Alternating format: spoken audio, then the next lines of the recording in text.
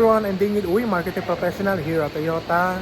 So if you're planning to buy brand new Toyota cars, you may contact me at 09310-481024. Viber ready na rin po yan. And you can add me on my Facebook account, Daniel Uy. And don't forget to like and subscribe my YouTube channel, Toyota Vlog. So on today's vlog natin is the 2024 Toyota Yaris Cross HEV CVT. So ito po yan. So pagin natin, simulan na natin. Yan, so meron lang unwanted sound na galing dun. Kaya medyo may gano'n na. So ito yung front natin, no. So buksan nga natin yung ilaw para makita natin at ma-appreciate kung gaano kaganda ang ating Yaris Cross na nakasarado. Okay? So hingin lang natin yung susi.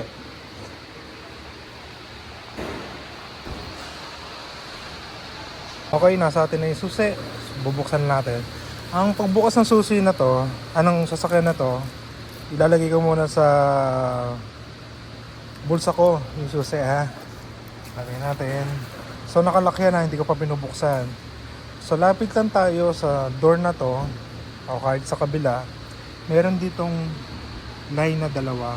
So any finger naman will do. Yan, bubukas siya. So bukas na siya.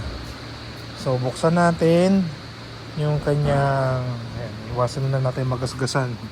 Yari tayo dyan. Ayan. Buksan din pala natin yung yung headlight as I promise. Yan po yung headlight nya. So sarado na muna natin, baka maloobat. Then buksan natin yung hood.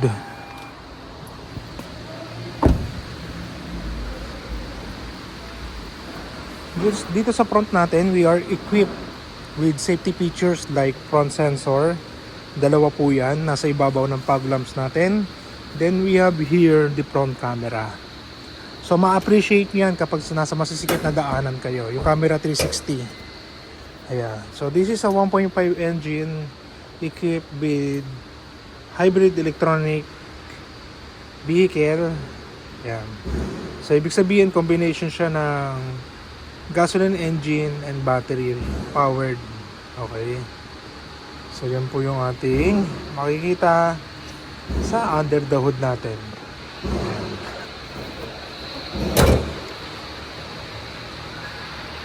So let's go to the sides. So ang hybrid vehicle natin na Yaris, makikita mo siyang hybrid siya kung may nakalagay siyang ganyan sa gilid tsaka sa likod yan. So ang gulong natin is a Bridgestone and R18 ang size natin. So machine cut yan. So again 360 tayo ha. Tapos ito hindi binubuksan ng mano-mano. May control po siya sa loob. Okay. So na makikita natin sa medyo masikip lang hindi na ako papasok. May piano finish siya. May blue accent line siya sa harapan. Zoom natin ng konti. Ayan. So may airbag din siya. Ayan. So yung leather seat na lang sa kabila na lang tayo. At ito naman, pasok na natin yung kamay natin. Ayan. So manual po yung puan natin dyan.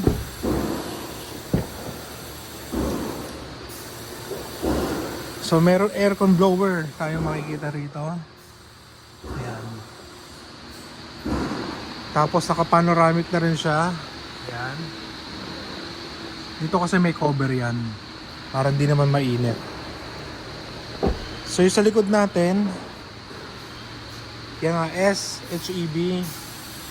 Yung ating antenna is a shark fin. Ayan. So may back camera. Dalawang eye sensor. Then equipped with power lift gate. So malaki yung likuran niya ha. So question, yung gulong ba natin na reserva is donut type or alloy wheel? Let's check. Uy, saan na yun? Naka space saver siya. Okay. So nabababa siya ng ganyan. Meron din siyang cover if in case na may mga importanteng bagay kayo na ilalagay sa sasakyan. Yan po siya. So kung meron kayong batang makulit, dalhin nyo lang siya ng panlatag dito, pahigain nyo, pwede na. Laban na yan. Basta tignan nyo pa rin ha. Then nandito yung ating control button sa pagsarado. Sarado natin.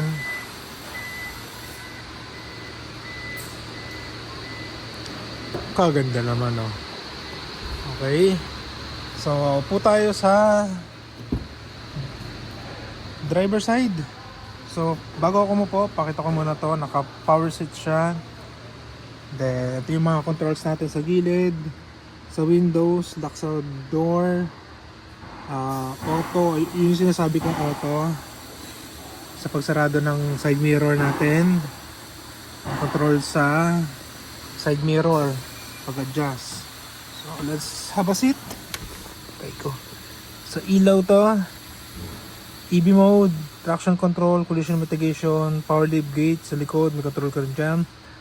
Sa ilaw din to, yung automatic na pag if I'm not mistaken ha, pag nakita niya madilim na, bubukas yung ilaw natin. Then parking sensor. Okay. So wala siyang paddle shift. So the usual, parang Fortuner na top of the line yung makikita natin dito. Pero ito kasi sa itong part na to, nandito siya pag sa Fortuner. Okay, lane keeping assist, mode sa radyo, sagot sa tawag, set ng cruise control natin, drive mode, normal mode, power mode, eco mode, controls dito, control sa volume, ito sa camera to. Kung ano ba nasa buksan natin ilaw. Ayan. Kung halimbawa nasa masikip kayo na daanan, ito yan. Okay, itong part na to, yan ay nakatapat sa driver side for his visibility sa mga pinipindot dito. Okay, so simulan ko muna dito sa baba. Mumunting lalagyan na natin dito ng mga importante. Ito gusto ko sa kanya, cup holder. Sa BS ko kasi, doon nakalagay. Saka mababa. Yan, may cup holder siya, dalawa. Or bottle holder, depende. May auto hold din siya. Tsaka electronic parking brake. So, regular na cambio. And then if I am not mistaken, wireless charging. Push start button tayo. Then control sa aircon. And etc. So, dito, makikita natin, di na masyado, yan. Yung pag-open ng moonroof natin. So, meron siyang dashcam dito.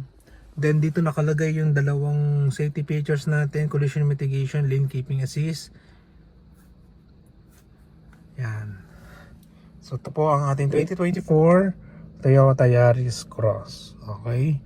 So, sa iba pang katanungan, feel free to call me. Okay?